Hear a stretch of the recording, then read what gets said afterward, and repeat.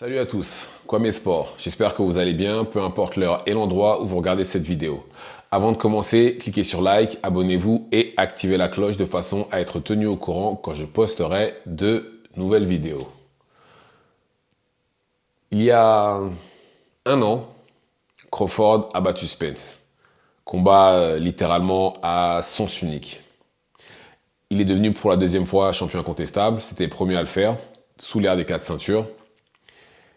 Et après, on a commencé à lui poser des questions par rapport à son avenir. Qui est-ce qu'il allait combattre, etc. Bon, il était initialement prévu qu'il y ait le rematch entre lui et Spence. Pour des raisons inexpliquées, il n'y a pas eu ce combat-là. Mais il y avait une question qui revenait souvent. C'est est-ce qu'il serait capable de monter de 3 catégories, parce qu'à l'époque, il était en welter, pour aller combattre Canelo Alvarez, qui lui est champion incontestable en super middleweight. Maintenant, il ne l'est plus, mais à l'époque, il l'était. Au début, Crawford disait non tout simplement parce que physiquement, Canelo est beaucoup plus costaud que lui, il n'arriverait pas à suivre. C'est ce qu'il disait au début. Puis on a posé la question une fois, deux fois, trois fois, puis il a fini par dire non, finalement, je vais monter, je vais le prendre. Au début, tout le monde pensait que c'était une blague. Et puis au final, non, finalement, il était très sérieux et il comptait vraiment monter pour pouvoir affronter Canelo Alvarez. Et Canelo, de son côté, lui a dit non, ça m'intéresse pas parce que, et en plus, c'est vrai, très clairement, Canelo, c'est une situation où il ne peut pas gagner. S'il gagne contre Crawford, les gens diront oui, mais regarde, il vient de welter. C'est normal que tu le battes. À la base, il a commencé sa carrière en lightweight. C'est normal que tu le battes. Et il a déjà eu justement ce genre de critique-là quand il a combattu Jermell Charlo. Et s'il perd, là justement, la honte, il perd contre quelqu'un qui vient d'une catégorie aussi basse. Donc clairement, il ne peut pas gagner. Mais Crawford a continué, jusqu'à ce week-end. Et contre Madrimov, où il a eu un combat serré, faut dire ce qui est. Certes, il a gagné, mais de très peu. C'est la première fois que j'ai vu Crawford être dans la difficulté. Et très clairement, là, ce combat-là, je pense clairement qu'il faut qu'il oublie. Il faut qu'il oublie, et déjà, tout simplement, pour des raisons que j'ai déjà citées, déjà, si Kovalev, gros puncher en light heavyweight, Golovkin, gros puncher en middleweight, n'ont pas réussi à lui faire le moindre mal, je ne vois pas comment Crawford pourrait réussir.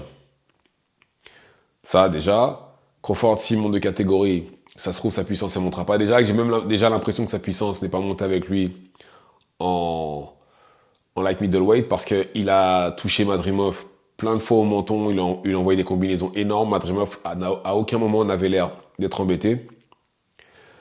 La vitesse, non. La vitesse, il l'a toujours. Les déplacements, ça va. Mais voilà, là, c'est juste une catégorie au-dessus. Là, il devrait monter encore de 2 catégories. Et je crois que 14, ça fait à peu près 10 kilos. Ce serait juste énorme pour Crawford. Sachant il va avoir 37 ans là bientôt, ça me paraît être une opération suicide. Après, bien entendu, sur son compte en banque, hein, ça fera bien, je dis pas le contraire. Mais en tout cas, dans le ring, il risque de prendre une défaite. Et c'est pour ça qu'il y a de meilleures options, de bien meilleures options.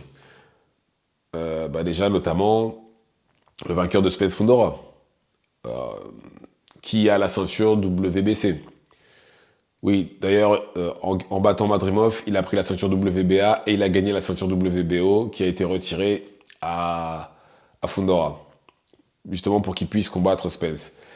Et le vainqueur de s'il pouvait prendre le vainqueur de ce combat-là, ce serait juste parfait, par exemple. Surtout si c'est Spence. Comme ça, au moins, il y aurait la revanche et ce serait pour une ceinture. Et il serait à 3 ceintures déjà. Il ne resterait plus qu'une à conquérir. Et c'est un combat, que ce soit Spence ou Fundora, je pense que c'est un combat qui peut gagner. Spence pour des raisons plutôt évidentes. Et Fundora parce que je ne pense pas que malgré qu'il soit si grand que ça, qu'il soit très grand, hein, qu'il soit si fort que ça. Parce que le combat contre Tszyu, je pense pas qu'il aurait gagné si Tszyu n'avait pas eu la coupure au crâne qui saignait profondément et qui lui a masqué la vue. Je ne pense pas qu'il aurait gagné ce combat-là. De toute façon, il a gagné par décision partagée. Et donc ce sont deux bonnes options déjà, une bonne option, pardon, ce qui lui permettrait de prendre une ceinture. Et l'autre option, par contre, ce serait la ceinture IBF, hein, détenue par un Russe qui s'appelle, excusez-moi, je regardais sur mon ordi, Bakram Murtazaliev. Bakram Murtazaliev, voilà son nom. Qui est invaincu, 22-0. Les trois quarts de ses combats se sont terminés avant la limite. Donc, bien évidemment, gros puncher. Il fait 1m85. Il sait combattre en avançant, reculant, bon contreur, bonne technique. Et contrairement à beaucoup de combattants venant d'Europe de l'Est, il a plus combattu aux États-Unis qu'ailleurs. Donc, bon, même s'il n'a pas combattu non plus les tueurs, hein, mais il a plus combattu aux États-Unis qu'ailleurs. Et il est jeune, il a 31 ans. Et par contre, lui, il pourrait être dangereux, lui, de ce que j'ai vu pour Crawford. Il pourrait être dangereux. Mais voilà, ça reste des options, on va dire à portée de main. C'est faisable pour lui. Mais il y a deux combattants aussi qui peuvent entrer dans la danse. Il y en a deux. Alors, il y en a un, bon, je suppose que vous savez, mais on en parlera après. Mais il y en a un qui a été évoqué ce week-end par Turki Al-Alchik lors d'une interview entre deux combats à Los Angeles pendant la carte de Crawford. C'est Virgil Ortiz. Et d'ailleurs, Virgil Ortiz qui combat ce week-end pour être mandataire WBO de la catégorie super welter. Bon, en cas de victoire, bien entendu, il se retrouverait devant Crawford. Théoriquement, ce sera son mandataire. Et c'est le combat que voudrait Turki Al-Alchik. Et très franchement, ça aussi, ça me paraît dangereux. Ça me paraît très très dangereux, puisque Virgil Ortiz, 21 combats, 21 KO. Pour faire simple. Mais voilà, très souvent, les combattants comme Virgil Ortiz, qui n'ont jamais rien gagné, sont très très dangereux quand ils se retrouvent dans ce genre de position-là. Gros puncher, bon techniquement, et pourtant il est entraîné par Robert Garcia. En général, je suis pas un fan de ses élèves. Pourquoi? Parce que très souvent, il les entraîne pour combattre comme les Mexicains typiques, c'est-à-dire à la bagarre, si tu prends des coups, c'est pas grave, mais tu continues d'avancer. Mais voilà, Virgil Ortiz n'est pas comme ça. D'ailleurs, pour être honnête, je dis ça, je suis mauvaise langue parce que son frère Mikey Garcia ne combattait pas comme ça. Et quand il a pris Maïdana, il l'a perfectionné. Il lui a rajouté un jab et il a vraiment peaufiné sa technique. Il n'a pas modifié, il a juste peaufiné sa technique et ajouté les choses qui étaient nécessaires pour lui. Donc, en tout cas, Virgil Ortiz, c'est une option très très dangereuse. Et vous savez ce qui se passe hein, quand les Saoudiens parlent. En général, les choses se font. Donc on verra bien. Mais en tout cas, c'est une option à prendre en considération. Même s'il n'a jamais été champion, il a à vue d'œil, en tout cas, il a toutes les qualités pour. Et Crawford pourrait être victime des points de Virgil Ortiz. Et après, il y a une autre option qui est plutôt évidente, et ça, c'est une personne qui, très clairement, le pourchasse depuis des années. C'est Jaron Ennis. Jaron Ennis était mandataire IBF ou... Enfin bref, il aurait pu combattre Crawford ou Spence quand les deux étaient en welterweight. Mais bon, ils ont choisi de combattre tous les deux comme ça, de façon à avoir un champion incontestable dans la catégorie, ce qui est une excellente chose. Mais Ennis était le mandataire. Maintenant, Ennis est champion en welter IBF. Et ça reste une option pour Crawford pour un prochain combat. Maintenant, est-ce que Ennis est prêt? De ce qu'on a vu lors de son dernier combat, je ne pense pas. Je ne pense pas, mais il reste quand même très très dangereux. Ennis, malheureusement, prend pas mal de coups. Et contre quelqu'un comme Crawford, ça pourrait lui être fatal. Mais c'est quand même un combat que je pense que le public veut voir. Le public est intrigué, le public veut voir ça parce que vu que les deux changent de garde tout le temps, ça pourrait être intéressant. Enfin, Ennis change de garde tout le temps parce que, appelons un chat, Crawford maintenant c'est un gaucher. C'est pas, à quel moment il switch? Il switch jamais. Il est tout le temps gaucher, Crawford. Il est tout le temps gaucher. Il switchait au début et maintenant il va direct en gaucher, on perd plus de temps. Mais c'est un combat que le public veut voir. Moi, personnellement, j'ai jamais voulu voir ce combat-là pour toutes les raisons que j'ai citées. Je vois pas l'intérêt qu'ils montent trois catégories à part pour l'argent.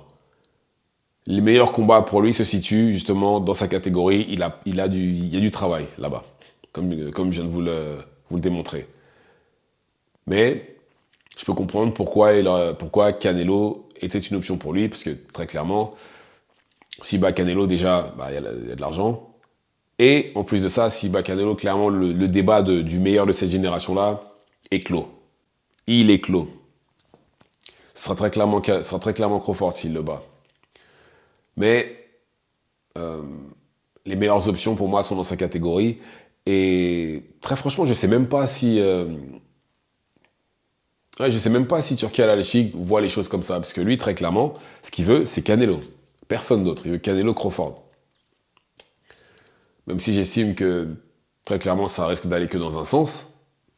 Mais aussi bizarre que ça puisse paraître, même si je pense que ça va aller dans un sens, si le combat se fait, je suis pour Crawford. Pourquoi? Parce que je préfère voir les upsets que voir le combattant qui est censé gagner.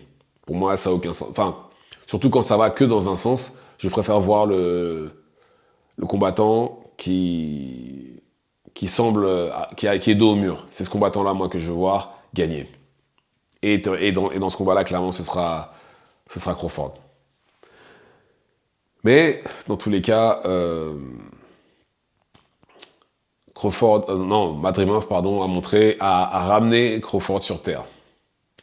Il l'a ramené sur Terre parce que vous posez la question à la plupart des gens pensaient que Crawford allait rouler sur Madrimov et aussi Canelo. Beaucoup de gens pensaient comme ça. Et là, je pense que là, c'est fini. Plus personne ne pense ça. Plus personne ne pense ça. Et que voulez-vous? C'est la vie, hein. On peut pas rouler sur tout le monde non plus. Hein. Et par contre, ce que les gens semblent oublier, enfin, pas oublier, mais c'est ça un champion. Un vrai champion, c'est ce que Crawford nous a montré contre Madrimov. Certes, je peux pas écraser tout le monde, mais non seulement je peux gagner et je peux faire face à l'adversité. C'est ça un vrai champion. Il peut pas battre tout le monde par KO. Certes, oui, il avait mis tout le monde KO en welter, mais là maintenant, voilà, doucement. Maintenant, on va gagner par décision. Et puis en plus de ça, Crawford, avec ses longues périodes d'inactivité, etc., c'est normal que ça se passe comme ça. Mais bon, en tout cas, il est champion dans une 4e catégorie, et les meilleures options sont dans sa caté actuelle et pas en 168. Pas Canelo. Dites-moi ce que vous en pensez dans les commentaires, activez la cloche de façon à être tenu au courant quand je posterai de nouvelles vidéos, et c'est tout pour moi. Ciao, ciao.